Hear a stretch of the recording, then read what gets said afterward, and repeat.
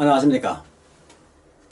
오늘 아침에는 연애신 부조와 선지자 빛을 전한 사람들 243페이지에서 246페이지까지를 읽어드리겠습니다.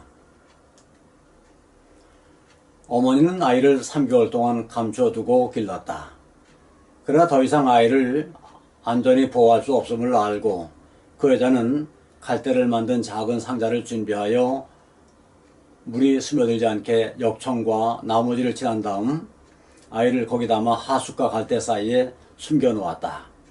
그 어머니는 감히 그곳에 머물러 아이를 지켜보고 있을 수 없었다. 그렇게 한다면 아이의 생명과 자신의 생명을 잃을 것이기 때문이었다. 그 대신 그의 누이 미리암이 그를 부르근에 머물러 있으면서 표면상으로는 무관심한 채 하면서 그의 작은 아우에게 어떤 일이 벌어질지를 마음 졸이며 지켜보고 있었다. 그리고 다른 감시자들도 있었는데 그 어머니의 열렬한 기도가 그의 아들을 하나님의 보호에 의탁하게 되자 눈에 보이지 않는 천사들이 그의 비천한 휴식처 위를 날고 있었다. 천사들은 바로의 딸을 그곳으로 인도하였고 공주는 그 작은 상자에 호기심을 갖게 되었으며 그가 그 상자 속에 있는 아름다운 아이를 보았을 때에 한눈에 그 아이를 버린 사연을 알아차릴 수 있었다. 그 어린아이의 눈물은 그의 동정심을 불러일으켰다. 이런 방법을 알아도 자기의 귀중한 아이의 생명을 보존해보려는 알지 못하는 어머니에게 동정심이 갔다. 공주는 그 아이를 구원하기로 결심하고 그를 자기의 양자로 삼으려 하였다. 미리암은 몰래 모든 동태를 살피고 있었다. 아이를 부드럽게 다루는 것을 알고 그는 용기를 내어 가까이 나아가 내가 가서 히브리 여인 중에서 유모를 불러다가 당신을 위하여 이 아이를 젖먹이게 하리까 하고 말했다. 그의 제안이 허락되었다. 그의 누이는 이 기쁜 소식을 가지고 급히 어머니에게로 달려가 지체 없이 그를 모시고 바로의 딸 앞에 되돌아왔다. 공주는 이 아이를 데려다가 나를 위하여 젖을 먹이라. 내가 그 싹을 주리라 하고 말했다. 하나님께서는 그 어머니의 기도를 들으셨고 그 여자의 믿음은 보상을 받았다. 요게벳은 감사하는 마음을 가지고 이제 마음 놓고 그의 아들을 양육할 수 있는 이 복된 과업에 착수했다. 그 어머니는 모든 기회를 이용하여 하나님을 위하여 자기 아들을 교육하는 일에 전심전력하였다. 그는 자기 아들이 어떤 위대한 사업을 위하여 그의 생명이 보존되었다는 확신을 가지고 있었다. 그리고 오래지 않아 그를 왕실의 양모에게 보내야 하고 거기서 그는 하나님에게서 떠나게 하는 감화에 둘러싸이게 되리라는 것을 알았다. 이 모든 일이 그로 하여금 다른 아이들보다 이 아이를 더욱 부지런히 또 주의 깊게 교훈하도록 만들었다. 그 어머니는 아이의 마음에 하나님을 경외하고 진리와 공의를 사랑하는 정신을 불어넣고자 노력했으며 모든 부패케 하는 감화로부터 보존함을 받을 수 있도록 그를 위해 열렬히 기도하였다. 그 여자는 우상 숭배의 어리석음과 죄를 그에게 보이고 어려서부터 어떠한 위급한 상황에서도 그의 기도를 들으시고 도와주실 수 있는 살아계신 하나님께 머리를 숙여 기도하는 법을 가르쳤다. 어머니는 할 수 있는 데까지 오래도록 소년을 데리고 있었으나 그가 12살 되었을 때에 부득불 보내지 않으면 안 되었다.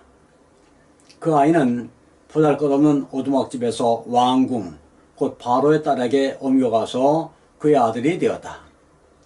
그러나 여기에서도 그는 유년시절에 받은 인상을 잃지 않았다. 그의 어머니 곁에서 배운 교훈들은 잊혀질 수가 없었다. 그 교훈은 교만과 궁전의 호화로움 가운데서 창궐하는 악습에 대한 방패가 되었다. 유랑민이여 노예인 한 히브리 여인이 끼친 감화의 결과가 얼마나 멀리까지 퍼졌는가.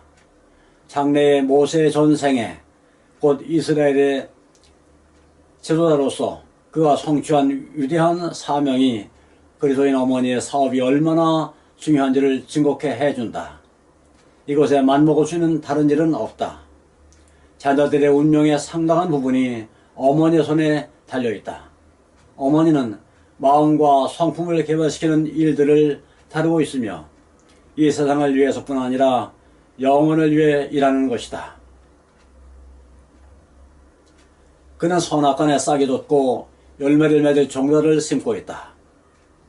어머니는 화폭에 아름다운 모양을 그리거나 대리석에 그것을 조각해야 하는 것이 아니라 인간의 영혼에 하나님의 형상을 새겨야 하는 것이다.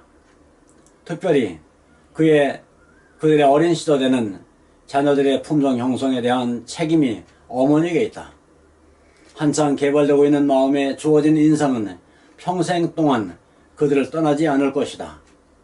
부모들은 자녀들이 아주 어렸을 때에 그들을 교훈하고 훈련시켜 그리스도인으로 만드는 것을 그들의 목표로 삼아야 한다. 그들은 이 세상 왕국의 보좌를 상속할 후계자로서가 아니라 무궁한 세월을 통하여 다스릴 하나님 나라의 왕들로서 교육하도록 어머니들에게 위탁되었다. 모든 어머니들로 하여금 자기에게 주어진 순간들이 매우 귀중하다는 것을 느끼게 하라. 어머니의 일은 엄숙한 심판날에 검사를 받게 될 것이다. 그때에 남녀들의 수많은 실패와 범죄가 그들의 어린 시절에 철없는 그들의 발을 바른 길로 인도해야 할 의무를 진 사람들의 무지와 나태의 결과라는 것이 밝혀질 것이다. 그때에 또 천부적인 재능과 진리와 성화의 빛으로 세상에 축복을 가져왔던 많은 사람들이 그들의 감화와 성공의 원동력이 된 원칙들을 그들의 어머니, 곧 기도하는 그리스도인 어머니에게서 배운 것임이 밝혀질 것이다. 모세는 바로의 궁정에서 최고의 시민적, 군사적 훈련을 받았다. 그 왕은 그의 양손을 자기의 보좌의 후계자로 삼기로 결심했고 그 청년은 그의 높은 지위를 위하여 교육을 받았다. 모세가 애굽 사람의 학술을 다 배워 그 말과 행사가 능하더라. 군대 지휘관으로서 그의 능력은 애굽 군대의 총애를 받았으며 그의 비범한 인물로 일반인에게 알려졌다. 사탄의 목적은 좌절되었다. 히브리인의 자녀들을 죽이라는 그 명령을 하나님께서는 그의 백성의 미래의 지도자를 훈련하고 교육하는 일에 활용하셨다. 천사들은 이스라엘 장로들에게 그들을 구원하실 때가 가까웠다는 것과 하나님께서 이 일을 이루시기 위하여 사용하실 사람이 모세라는 것을 가르쳐 주었다. 천사들은 모세에게도 여호와께서 그의 백성의 속박을 깨뜨리시기 위하여 그를 택하셨다는 것을 가르쳐 주었다. 그는 그들이 무력으로 자유를 얻게 될 것이라는 생각으로 애국군에 대항해서 싸울 히브리스 군대를 지휘하게 될 줄로 생각했다. 그는 이 점을 염두에 두고 그의 양어머니나 바울에 대한 애착으로 인하여 그가 하나님의 뜻을 행하는데 자유롭지 못하게 될까봐 그의 애정을 억제하고 있었다. 애굽의 법률에 의하면 바로의 보좌를 차지할 사람은 모두 세제 계급의 일원이 되어야 하였다. 그래서 모세는 세자로서 국교의 비법을 전수하여야 했다. 이 의무는 세자들에게 위탁되었다. 그러나 그는 열심히 있고 꾸준한 학생이었으나 거짓 신들을 예배하라는 권고를 받아들일 수는 없었다. 그는 왕위를 상실할 것이라는 위협도 당했고 그가 히브리 사람의 신앙을 고집할 것 같으면 모자 간의 의를 끊겠다는 경고를 공의로부터 받기도 했다. 그러나 천지의 창조주이신 오직 한 분 하나님 외에는 아무 다른 신에게도 경배하지 않겠다는 그의 결심은 흔들리지 않았다.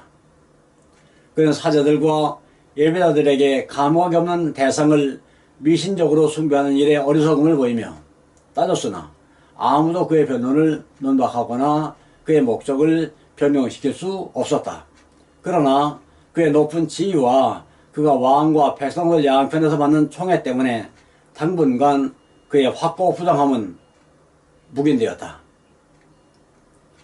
믿음으로 모세는 장성하여 바로의 공주의 아들이라 청함을 거절하고 도리어 하나님의 백성과 함께 고난받기를 잠시 죄악의 낙을 누리는 것보다 더 좋아하고 그리스도를 위하여 받는 능욕을 애굽의 모든 보화보다 더 큰 재물로 여겼으니 이는 상주심을 바라봅니다.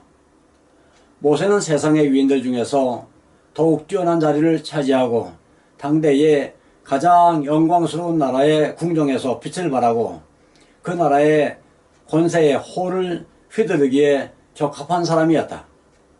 그의 훌륭한 지력은 그로 하여금 각 시대의 위인들보다 더욱 뛰어나게 했다.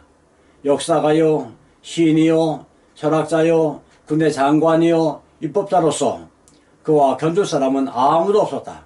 온 세계가 자기 앞에 있었으나 그는 부와 존귀와 명성을 얻을 수 있는 가망성을 거절하고 도리어 하나님의 백성과 함께 고난받기를 잠시 죄악의 낙을 누리는 것보다 더 좋아할 수 있는 도덕적 힘을 가지고 있었다.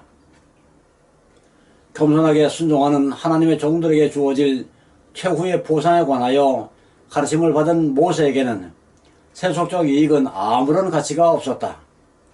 바로의 장엄한 궁전과 왕의 보좌가 모세를 유인하고 있었다. 그러나 모세는 그 궁정 안에 사람들로 하여금 하나님을 잊어버리게 만드는 죄악적인 쾌락이 있다는 것을 알고 있었다.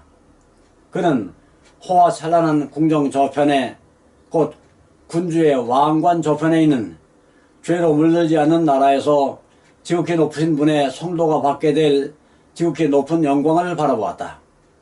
그는 믿음으로 하늘의 왕께서 승리자의 머리에 씌워주실 불멸의 왕관을 바라보았다. 이 믿음이 그로 하여금 비천하고 가난하고 멸시받은 민족과 연합하도록 했다. 아멘. 감사합니다. 오늘 아침에는 여기까지를 읽어드렸습니다.